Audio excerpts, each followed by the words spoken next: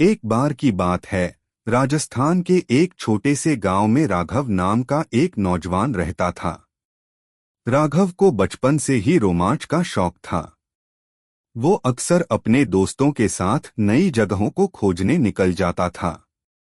गांव के आसपास के पहाड़, जंगल और नदियों में उसने बहुत सफर किया था, लेकिन एक ऐसी जगह थी जिसे देखने का उसका बहुत मन था। गांव से कुछ दूरी पर एक पुराना किला था, जिसे लोग भूतिया किला कहते थे। गांव के बड़े बुजुर्गों का कहना था कि वहां रात को अजीब अजीब आवाजें आती हैं, और जो भी उस किले के अंदर गया कभी वापस नहीं आया। लेकिन राघव को इन बातों पर कभी यकीन नहीं था। उसे बस ये जानने की लालसा थी कि उस किले में ऐसा क्या है जो सभी को डराता है। एक दिन राघव ने अपने दोस्तों को इकट्ठा किया और कहा, हम सबने बहुत सी जगहें देखी हैं, पर इस बार हम भूतिया किले का रहस्य जानेंगे। कौन मेरे साथ है? पहले तो उसके दोस्त घबरा गए, लेकिन राघव की हिम्मत और जज्बे को देखकर वे भी तैयार हो गए। अगले दिन सूरज ढलते ही राघव और उसके 4 दोस्त अपने बैग में टॉर्च, रस्सी और कुछ खाना लेकर किले की ओर निकल पड़े। रास्ता सुनसान और डरावना था। चारों ओर सिर्फ जंगल और रात की आवाजें थीं। जैसे जैसे वो किले के करीब पहुंचे, हवा और ठंडी होती गई। किले के पास पहुंचते ही उन्होंने देखा कि वो वाकई में बहुत पुराना और टूटा फूटा था। दीवारों पर बेलें उगी हुई थीं और किले के अंदर से कोई हलचल नहीं थी।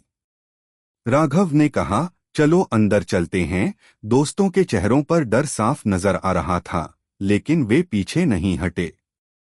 जैसे ही उन्होंने किले के अंदर कदम रखा, एक अजीब सी आवाज गूंज उठी।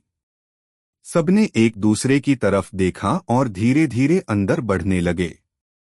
किले के अंदर चारों तरफ धूल जमी हुई थी, जैसे सालों से कोई वहां आया ही न हो। पर अंदर कुछ ऐसा था जिसने सबका ध्यान खींचा, एक पुरानी भारी तिजोरी। राघव ने पास जाकर तिजोरी को छुआ। तभी अचानक से तिजोरी की कुंडी अपने आप घूमने लगी और तिजोरी का दरवाजा खुल गया। सबकी सांसें थम गईं, क्योंकि तिजोरी के अंदर सोने चांदी के सिक्के, कीमती जवाहरात और एक पुराना नक्शा रखा हुआ था। ये तो खजाना है, राघव के दोस्त खुशी से चिल्ला पड़े। लेकिन तभी किले के अंदर से एक भारी कदमों की आवाज आने लगी। सब डर के मारे पीछे हट गए। आवाज और पास आती गई, और जैसे ही सबने मुड़कर देखा, एक लंबे काले कपड़े पहने हुए आदमी को अपने सामने पाया, जिसकी आंखों से आग जैसी रोशनी निकल रही थी। आगे क्या हुआ? राघव और उसके दोस्तों को कैसे पता चला कि वो आदमी कौन था? क्या उन्होंने खजाना ले लिया या किसी और बड़ी मुसीबत में फंस गए?